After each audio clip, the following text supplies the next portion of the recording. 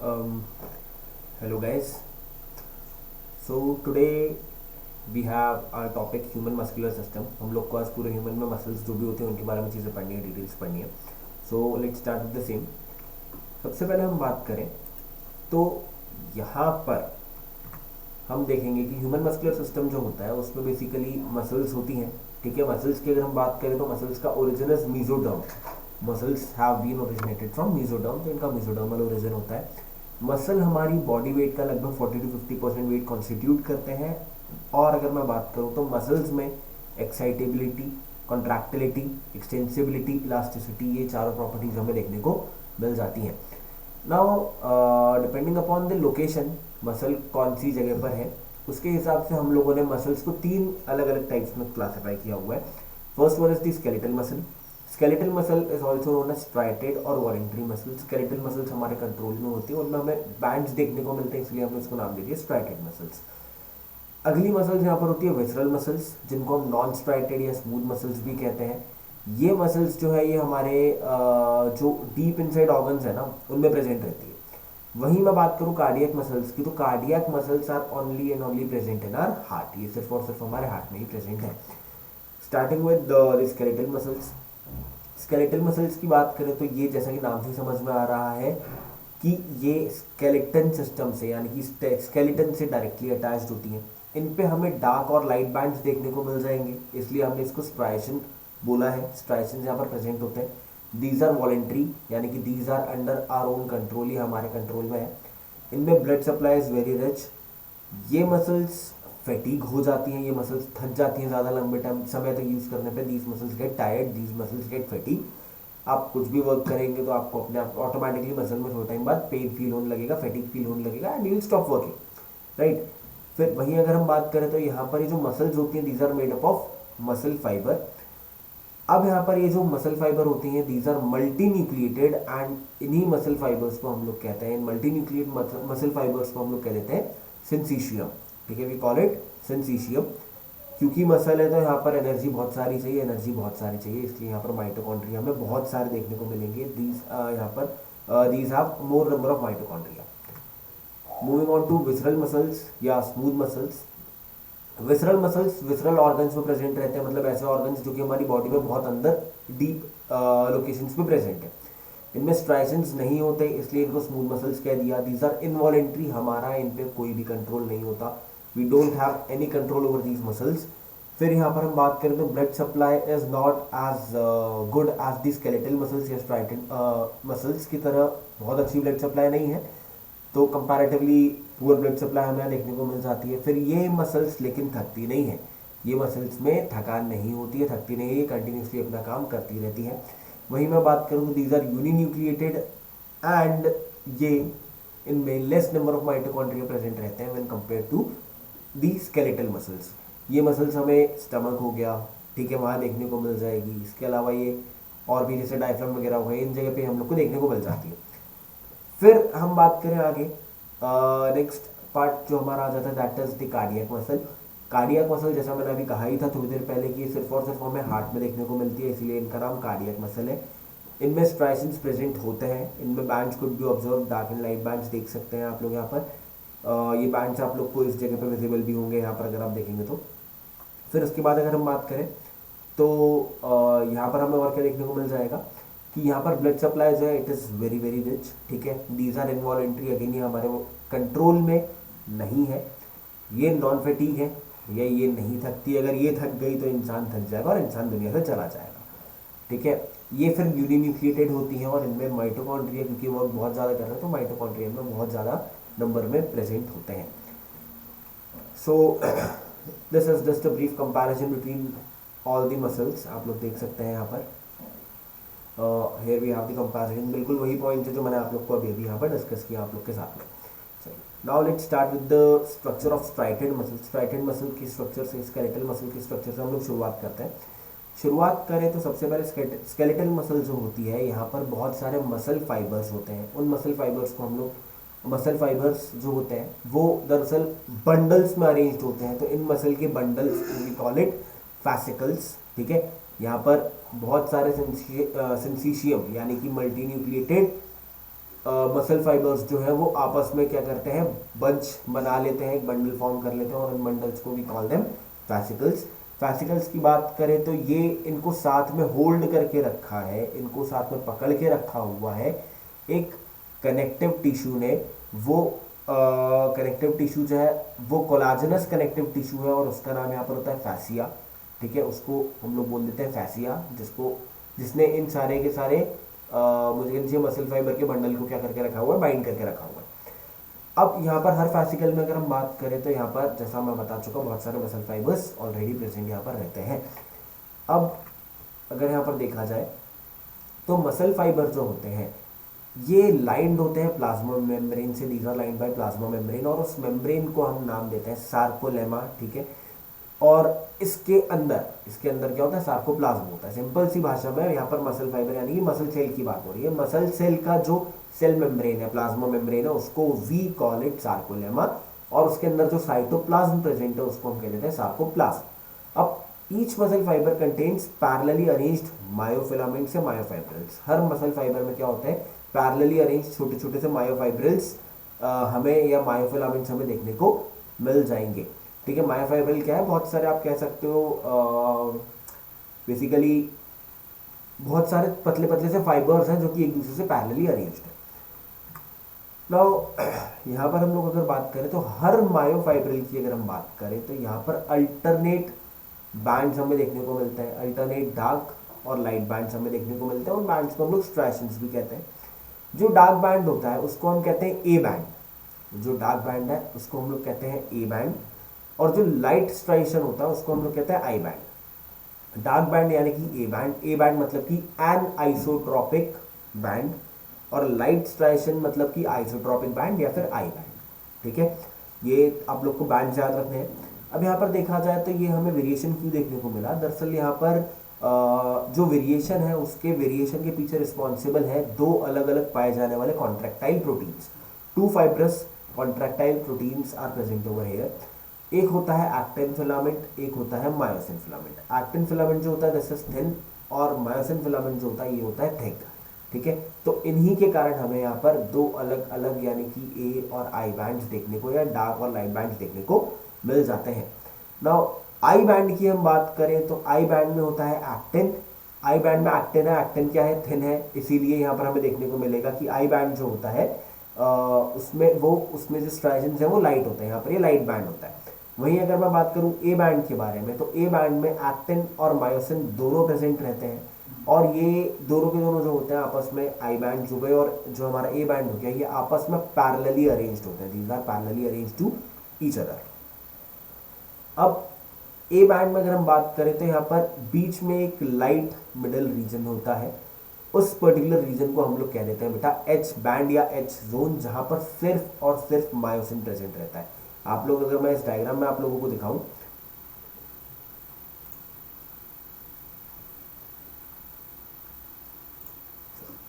यहां पे अगर आप देखेंगे तो आपको देखने को मिल जाएगा ये वाला जो पूरा रीजन है ना, ये वाला पूरा रीजन क्या है, ए बैंड, यानी कि आप कह सकते हो यहां पर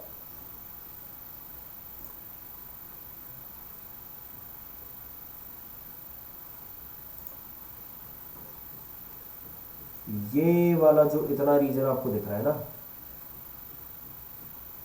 ये वाला पूरा रीजन जो मैंने बात किया है this is your A band. इस ए बैंड में अगर मैं बात करूं तो यहाँ पर ये वाला जो फाइबर है दिस इज एक्टिन, ये ब्लू वाले एक्टिन फाइबर्स, और ये बीच में जो मोटे वाले फाइबर्स है these are the myosin fibres. तो ये मायोसिन है। अब यहाँ पर आप देखेंगे तो इस रीजन में एक्टिन और मायोसिन दोनों प्रेजेंट है, इसलिए this region appears to be very dark. वहीं अगर मैं बीच वाले हॉलो रीजन की या मैं बात करूं उस रीजन की जहां पर क्या है, जहां पर हम लोग को सिर्फ और सिर्फ क्या देखने को मिल रहा है, मायोसिन देखने को मिल रहा है। We are talking about this particular region जो मैंने येलो कलर से मार्क करा है यहाँ पर। तो इस रीजन में अगर मैं बात करूं तो यहाँ पर हम लोग को क्या देखने को मिलता है, सिर्फ और सिर्फ हमें यहाँ पर मायोसिन देखने को मिल रहा है। तो यहाँ पर ये रीजन जो है थोड़ा सा लाइट अपीयर होता है, यहाँ पर एक्टिन नहीं है, थोड़ी सी डेंसिटी कम है, तो यहाँ पर ये वाला जोन कहलाता है एच जोन। ठीक है, हम ये पूरी की पूरी बात अभी कर रहे हैं ए बैंड में। ए बैंड में हमें दो जोन देखने को मिल जाएंगे, एक जो डार्क होगा और एक जो थोड़ा सा लाइट होगा। डार्क वाले रीजन में हमें एक्टिन मायोसिन दोनों देखने को मिलेगा, लेकिन जो एच जोन है जो कि लाइटर रीजन है वहां पे हमें सिर्फ और सिर्फ मायोसिन फाइबर्स देखने को मिलेगा। और यहाँ पर ये जो थिन डार्क लाइन है, यहाँ पर एक थिन डार्क लाइन रन करती है और उस लाइन को हम लोग इन पर्टिकुलर नाम दे देते हैं बेटा एच लाइन, एम लाइन। ठीक है, यहाँ पर उसको हम नाम दे देते हैं बेटा एम लाइन। एम लाइन क्या है? एम लाइन अगर आप देखोगे तो ये वाला रीजन है यहाँ पर, जो ये तीनों जो आपके मायोसिन है उनमें क्या है, बीच में यहाँ पर कुछ एरिया प्रेजेंट होता है, वो क्या फॉर्म कर लेता है, वो एम लाइन फॉर्म कर लेता है उस एच जोन में। तो वहां पर आपको एक लाइन देखने को मिलेगी, that is your M line. ठीक है,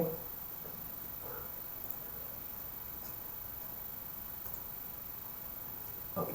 सो यहाँ पर मुझे लगता है आप लोगों को शायद इतनी चीज़ें क्लियर हो गई होंगी, तो हम लोग आगे मूव करते हैं।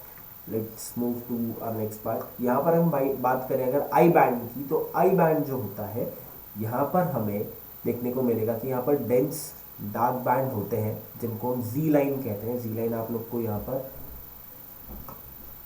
ये जी लाइन आपको देखने को यहाँ पर मिल जाएगा। ये जी लाइन की हम बात कर रहे हैं, डार्क बैंड है जो कि हमें कहाँ देखने को मिलेंगे, आई बैंड में देखने को मिलेंगे। अब ये जी लाइन क्या है? दरअसल जी लाइन जो है ये दो सार्कोमेयर का क्या है, बीच का एरिया है। ठीक है, जी लाइन क्या है? It is the region between, sorry, यहाँ पर अगर मैं जी लाइन की बात करूं तो जी लाइन, दो जी लाइंस के बीच का जो रीजन होता है that is known as sarcomere. जो मिस्टेक है, यहाँ पर मैं कहूँ वापस से, मैं दोबारा रिपीट कर दूं, जो दो जी लाइंस हैं उन दो जी लाइन के बीच का जो रीजन होता है that particular region is known as sarcomere. Sarcomere की बात करूं तो सार्कोमेयर बेसिकली वो स्ट्रक्चरल और फंक्शनल यूनिट है मसल का। ठीक है, sarcomere is the structural and functional unit of muscle. Sarcomere is the functional and structural unit of muscle. ठीक है, तो यहाँ पर अगर हम देखें, एक बार दोबारा मैं यहाँ पर रिपीट कर देता हूँ, ये वाला जो हमारा बैंड है दिस इज ए बैंड। फिर ये वाला जो रीजन है जहां पे सिर्फ एक्टिन एक्टिन प्रेजेंट है, ये है हमारा आई बैंड। ठीक है, और इसके बाद अगर यहां पर बात करें तो ये बीच में ये वाला रीजन है हमारा एच जोन, जिसमें है यहाँ पर एम लाइन, और ये है हमारी क्या, जी लाइन। दो जी लाइन के बीच में क्या होता है, दो जी लाइन के हमें बीच में देखने को मिलेगा कि दो जी लाइन जो होती है उनके बीच में यहाँ पर क्या प्रेजेंट रहता है, उनके बीच में यहाँ पर सार्कोमेयर प्रेजेंट रहता है, और sarcomere is the structural and functional unit of muscle. ठीक है, अगर आप इसको देखेंगे तो ये कुछ इस तरीके का अपीयर होता है, डार्क और लाइट बैंड्स जो होते हैं, जिसमें आपको यहाँ पर दिखाई देगा। अगर मैं आप लोग को यहाँ पर फिर से जस्टिफाई करूँ, दिखाऊँ अगर, तो ये वाला जो पूरा रीजन है आप देख सकते हैं, यहाँ से लेकर के यहाँ तक का जो रीजन है this is A band, dark line. इस डार्क लाइन में जो बीच में आपको ये लाइट लाइन दिखाई दे रही है, लाइट रीजन दिखाई दे रहा है, this is the H zone. और उस एच जोन में बीच में आपको हल्की सी एक यहाँ पर वापस से लाइन दिखाई दे रही है, that particular line is the M line. और यहाँ पर ये है दूसरा हमारा आई बैंड, जिसको हम लोग लाइट बैंड कहते हैं। इसमें बीच में एक डार्क लाइन दिख रही है, this is the G line. और ये जो दो जी लाइन के बीच का जो रीजन है, मैं एक मिनट इनका कलर चेंज कर लेता हूँ। तो यहाँ पर ये दो जी लाइन के बीच का जो रीजन है, this particular region is the sarcomere. ठीक है, जो हम यहाँ पर इसकी बात कर रहे हैं, ये पर्टिकुलर रीजन क्या है, ये है दो जी लाइन के बीच का रीजन है sarcomere, which is the functional unit of muscle. ठीक है, ये फंक्शनल और स्ट्रक्चरल यूनिट है मसल का। तो आई गेस, आई होप आप लोग को इतनी चीज़ें क्लियर हो गई होंगी। सो ये हमने पूरा का पूरा डिस्कशन कर लिया about the structure.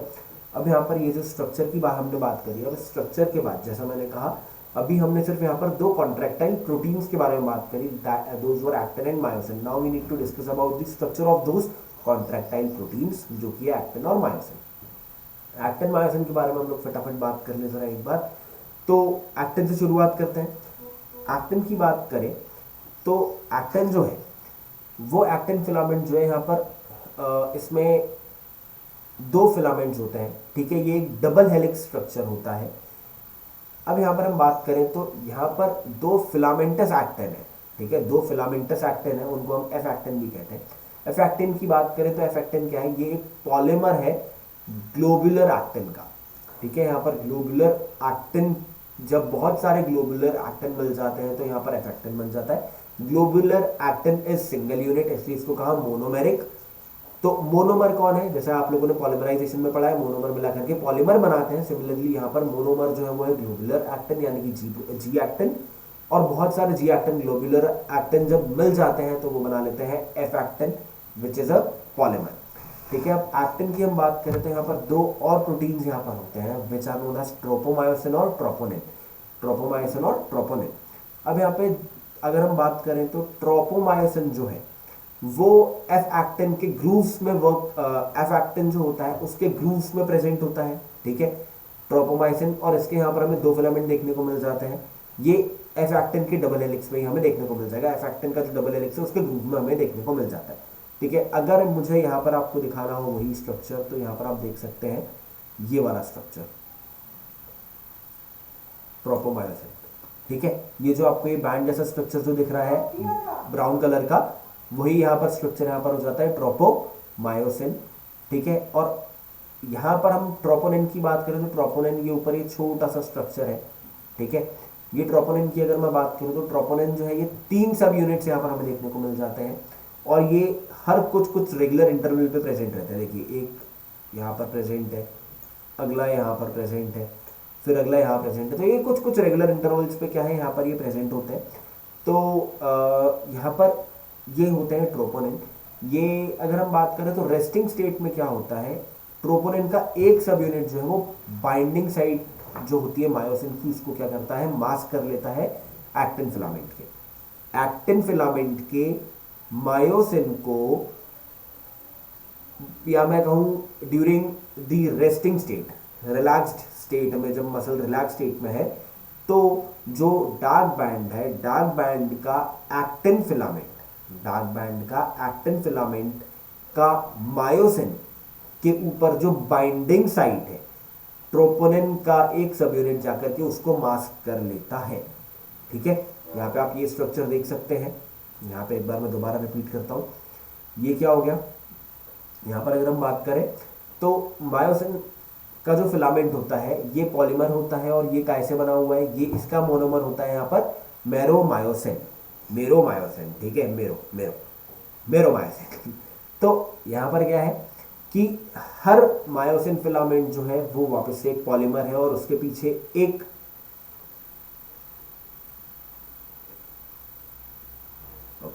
There was some technical issue. चल, तो एज आई वाज सेइंग, यहाँ पर हर मायोसिन फिलामेंट की अगर हम बात करें तो myosin filament is again a polymer which is made up of a monomer, और वो मोनोमर यहाँ पर होता है मेरोमायोसिन। अब मेरोमायोसिन की बात करें तो यहाँ पर दो पार्ट होते हैं, एक होता है HMM यानी कि हैवी मेरोमायोसिन, या जिसको हम क्रॉस आर्म भी कहते हैं, और दूसरा पार्ट होता है LMM जिसको हम टेल भी कहते हैं, विच इज लाइट मेरोमायोसिन, ठीक है। तो अगर आप देखेंगे तो ये क्रॉस आर्म वाला रीजन जो है, ये वाला रीजन, ये वाला रीजन यहाँ पर होता है HMM, मतलब कि हैवी मेरोमायोसिन। और वहीं अगर मैं बात करूं लाइट मेरोमायोसिन की, तो ये टेल वाला जो आप रीजन देख रहे हैं, this particular region is known as LMM, ठीक है, this tail region is light meromyosin. तो यहाँ HMM की बात करें तो ये ग्लोबुलर हेड होता है, यहाँ पर ये छोटा सा आर्म होता है, ग्लोबुलर हेड है यहाँ पर, और ये बाहर की तरफ प्रोजेक्ट किया होता है, ठीक है। और लाइट मेरोमायोसिन जो है, अगर मैं लाइट मेरोमायोसिन की बात करूं तो यहाँ पर जो है वो हमें पीछे टेल के तौर पे यहाँ पर देखने को मिलता है। अब यहाँ पर जो ग्लोबुलर हेड है, इस पे यहाँ पर अगर हम बात करें तो यहाँ पर एटीपेज एंजाइम यहाँ पर क्या करते हैं, इसको एक्टिव कर रहे होते हैं। तो यहाँ पर क्या होता है, यहाँ पर बेसिकली यहाँ पर एटीपी के बाइंड होने के लिए कुछ एक्टिव साइट होती हैं, ठीक है। और यहाँ पर एक्टिन के बाइंड होने के लिए क्या होती है, कुछ एक्टिव साइट होती है, एक्टिन के बाइंड होने के लिए और एटीपी के बाइंड होने के लिए यहाँ पर कुछ एक्टिव साइट होती है। तो अब यहाँ पर क्या होता है, उन्हीं एक्टिव साइट को जाकर के कौन कवर कर लेता है, उन्हीं एक्टिव साइट को जाकर के कवर कर लेता है यहाँ पर ट्रोपोनिन का एक सब यूनिट, और जैसे ही ट्रोपोनिन के एक सब यूनिट ने एक्टिव साइट कवर कर ली, एक्टिव साइट कवर होने के बाद क्या हुआ, एटीपी वहां पर जाकर के बाइंड नहीं हो पाया, एटीपी बाइंड नहीं हो पाया तो वहां पर क्या हुआ, कॉन्ट्रैक्शन ही नहीं हुआ, है ना। कॉन्ट्रैक्शन के लिए एटीपी चाहिए, तो यहां पर क्या होना है, आइडियली यहां पर ये होना है कि यहां पर जो ये वाला जो रीजन है, ये क्या है, ये एटीपी बाइंडिंग साइट है। देखो ये यहां पर एक एटीपी बाइंडिंग साइट है, एक एक्टिन बाइंडिंग साइट है। तो यहां पर ट्रोपोनिन का एक सब यूनिट निकल करके आया और वो आकर के यहां पर इस साइट पर बाइंड हो गया। जब इस साइट पे वो बाइंड हो गया तो यहां पर एटीपी बाइंड नहीं हुआ, एटीपी बाइंड नहीं हुआ तो एटीपी बाइंड नहीं हुआ तो मसल को एनर्जी नहीं मिली, मसल को एनर्जी नहीं मिली तो वो कॉन्ट्रैक्ट नहीं हो पाया, तो इसलिए वो क्या है, अभी रिलैक्स स्टेट में। सो this is how the relax state of muscle work. ठीक है, ये इस तरीके से क्या होता है, ये रिलैक्स रहता है। Now let's understand the mechanism of muscle contraction. अभी तक हमने बात करी है पूरी मसल रिलैक्सेशन की, कि मसल रिलैक्स्ड कैसे है। अब हम बात करते हैं मैकेनिज्म ऑफ मसल कॉन्ट्रैक्शन की। अब यहाँ पर क्या होता है, दरअसल यहाँ पर एक थ्योरी है जो मानी जाती है, that particular theory over here is the sliding filament theory. इसको हम कहते हैं sliding filament theory. Sliding filament theory जो है ये क्या बताती है, ये मसल फाइबर का कॉन्ट्रैक्शन बताती है, और ये ऐसा कहती है कि यहाँ पर मसल फाइबर में जो कॉन्ट्रैक्शन होता है वो दरअसल कॉन्ट्रैक्शन होता है स्लाइडिंग के कारण। स्लाइडिंग किसका होता है, जो एक्टिन फिलामेंट है यानी कि जो थिन फिलामेंट है उसका स्लाइडिंग यहाँ पर होता है थिक फिलामेंट के ऊपर। तो ये थिक फिलामेंट, ये थिन फिलामेंट, ये क्या करते हैं एक के ऊपर एक, यहाँ पर क्या होता है, ये जो थिन फिलामेंट है जो एक्टिन है क्या करता है, मायोसिन के ऊपर यानी कि थिक फिलामेंट के ऊपर स्लाइड करता है। जब ये स्लाइड करके ऐसा जाएगा तो कॉन्ट्रैक्शन होगा, वापस अपनी जगह पे चला जाएगा तो क्या होगा, रिलैक्सेशन होगा। कॉन्ट्रैक्शन रिलैक्सेशन, कॉन्ट्रैक्शन रिलैक्सेशन, तो यही समझना आपने यहाँ पे। देखो अब यहाँ पर क्या होता है, ठीक है, अब यहाँ पे मैकेनिज्म समझते हैं थोड़ा सा। दरअसल क्या होता है, यहाँ पर सीएनएस से क्या होगा, न्यूरोमस्कुलर जंक्शन पे एक इंपल्स आएगा via motor nerve. Motor nerve में आपको बता दूं वो नर्व जो कि ब्रेन से मैसेज लेकर के आती है। न्यूरोमस्कुलर जंक्शन मतलब वो जंक्शन, वो रीजन जहां पर नर्व आकर के मसल से जुड़ती है। ठीक है, तो यहाँ पर क्या होता है, मोटर न्यूरॉन क्या लेता है, सीएनएस से लेकर के आता है मैसेज, एक इंपल्स लेकर के आता है और वो आकर के देता है मसल को। तो न्यूरोमस्कुलर जंक्शन पे क्या है, दरअसल यहाँ पर सार्कोलेमा और मोटर न्यूरॉन के बीच में क्या है, साइनैप्स होता है, उसी रीजन को हमने कह दिया न्यूरोमस्कुलर जंक्शन। वहां पर क्या होता है, यहाँ पर ये दोनों आपस में मिल रहे होते हैं। ठीक है, अब यहाँ पर क्या होगा, यहाँ पर एक मोटर न्यूरॉन और एक मसल फाइबर आपस में मिलकर के बनाते हैं एक मोटर यूनिट। मोटर यूनिट क्यों, क्योंकि ये हमारे मूवमेंट में रिस्पॉन्सिबल है, मोटर यूनिट। ठीक है, अब यहाँ देखा जाए तो यहाँ क्या होगा, जैसे ही यहाँ पर क्या हुआ, इंपल्स आया, इंपल्स आते ही क्या हुआ, सिनैप्टिक वेसल जो है इसने न्यूरोट्रांसमीटर रिलीज किया। वो न्यूरोट्रांसमीटर है एसिटाइल कोलिन। एसिटाइल कोलिन जैसे ही यहां से रिलीज हुआ और वो कहा गया, साइनैप्स में गया, तो उसने यहां पर एक एक्शन पोटेंशियल डेवलप किया, एक्शन पोटेंशियल जनरेट किया सार्कोलेमा में। ठीक है, एक्शन पोटेंशियल जनरेट करा सार्कोलेमा में। अब जब एक्शन पोटेंशियल सार्कोलेमा में,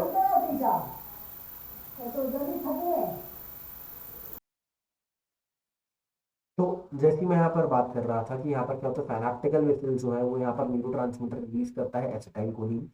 एसिटाइल कोलिन जाता है सार्कोलेमा के पास जाकर के क्या करता है, यहाँ पर एक एक्शन पोटेंशियल डेवलप करता है। एक्शन पोटेंशियल जो है अब ये पूरे मसल फाइबर में स्प्रेड होगा और इसके कारण क्या होगा, कैल्शियम आयन जो है वो सार्कोप्लाज्मिक सिस्टर्ने से रिलीज होंगे सार्कोप्लाज्म में। ठीक है, यहाँ पर क्या होगा, कैल्शियम आयन जो है those will be released from sarcoplasmic cisternae into the sarcoplasm. अब जैसे ही यहाँ पर ये वाली कहानी हुई तो इसके बाद में यहाँ पर क्या होगा, इसके बाद में यहाँ पर ऐसा होगा कि हमें देखने को मिलेगा कि अभी कैल्शियम गया और ये कैल्शियम के सब यूनिट से जाकर के बाइंड हो गया। सॉरी, ये कैल्शियम गया और ये ट्रोपोनिन के सब यूनिट से जाकर के बाइंड हो गया। तो जैसे ये एक्टिन फिलामेंट के ट्रोपोनिन के सब यूनिट से जाकर के बाइंड हो गया तो क्या हुआ, उस सब यूनिट ने तो अभी बाइंडिंग साइट को कवर करके रखा हुआ था। कैल्शियम ने किसको कवर कर लिया, कैल्शियम ने एंगेज कर लिया सब यूनिट को, जिसके कारण वो जो बाइंडिंग साइट थी वो क्या हो गई, खुल गई। वो बाइंडिंग साइट जो वो अब अनकवर्ड है, अब उस बाइंडिंग साइट पे काम किया जा सकता है, वो एक्टिव साइट इज नाउ अनमास्क्ड। अब यहाँ पर क्या होगा, यहाँ पर तुरंत एटीपी हाइड्रोलिसिस से क्या होगा, यहाँ पर एनर्जी मिलेगी।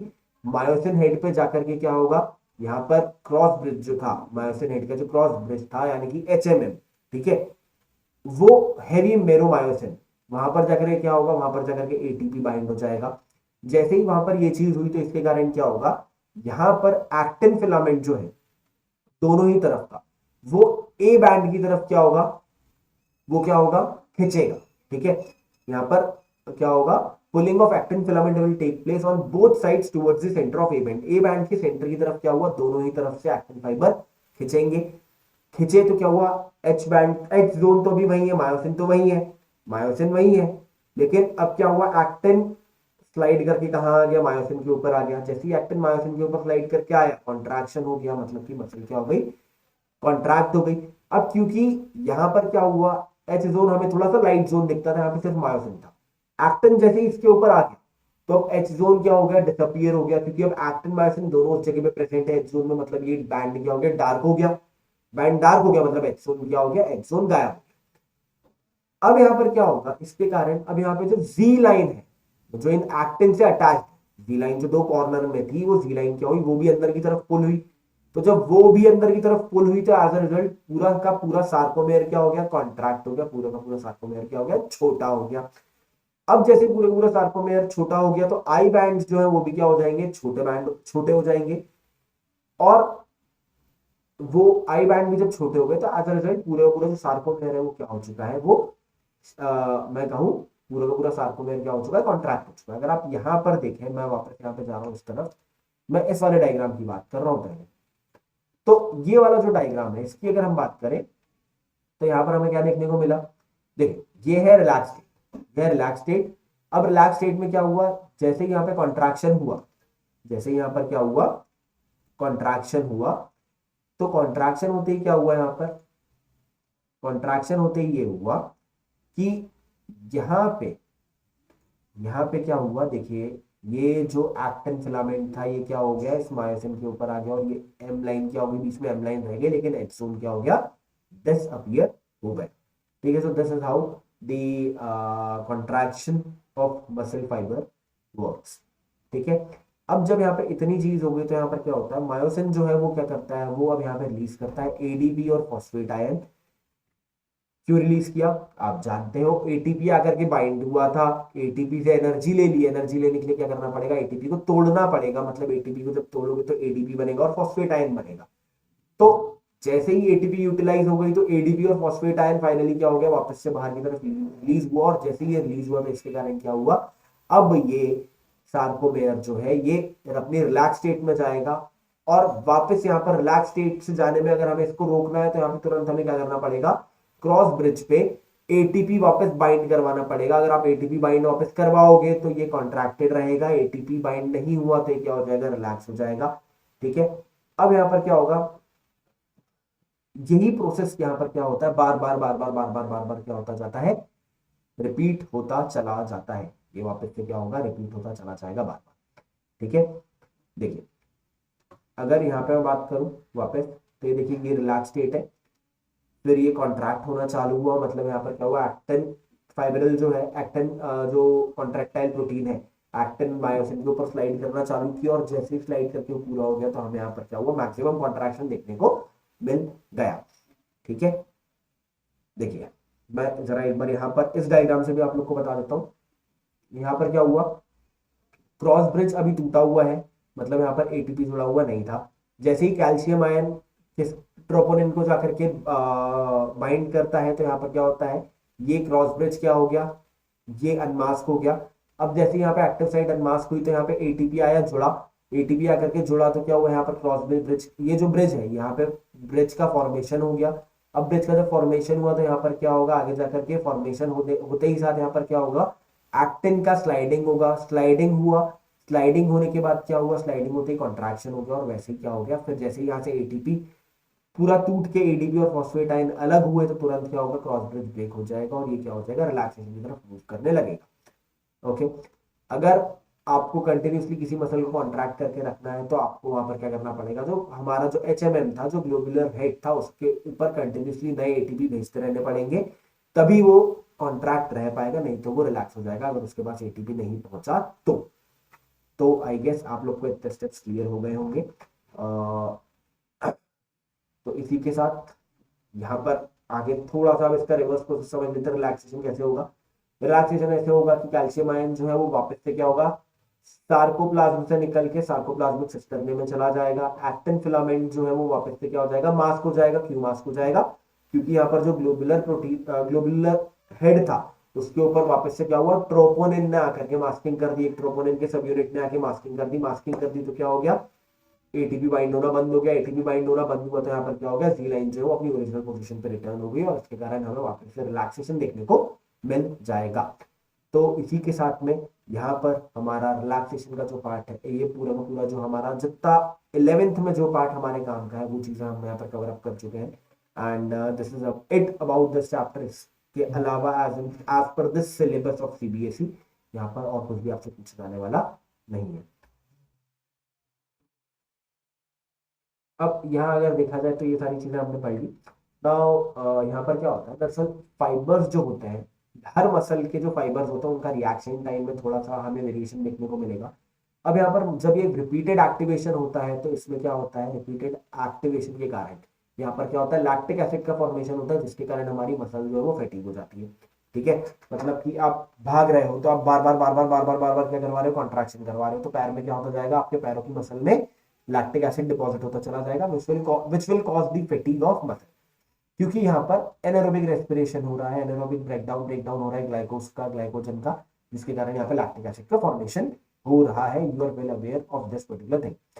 अब यहाँ पे मसल फाइबर्स की बात करें तो मसल फाइबर्स हमें यहाँ पर दो तरीके की देखने को मिल जाती है, रेड मसल फाइबर और white muscle fibre.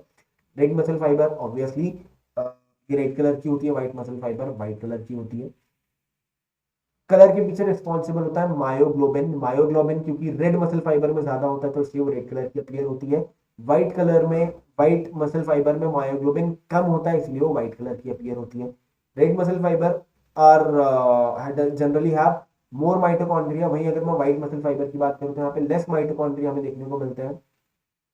Red muscle fibre की बात करें तो यहाँ पर हमें एरोबिक रेस्पिरेशन, एरोबिक मेटाबॉलिज्म देखने को मिलता है, लेकिन व्हाइट मसल फाइबर्स जो होती है उसमें हमें एनएरोबिक मेटाबॉलिज्म देखने को मिल जाता है। इसीलिए हम कह सकते हैं कि एनएरोबिक मेटाबॉलिज्म देखने को मिल रहा है, मतलब white muscle fibre is the one which is used for sprinting और which is used for running and other purposes. वहीं अगर हम बात करें रेड मसल फाइबर तो ये क्या होता है, यहाँ पर स्लो और सस्टेन्ड कॉन्ट्रैक्शन होते हैं। वहीं अगर मैं बात स्लो और सस्टेन्ड यानी कॉन्ट्रैक्शन धीरे धीरे होगा लेकिन लंबे समय के लिए होगा।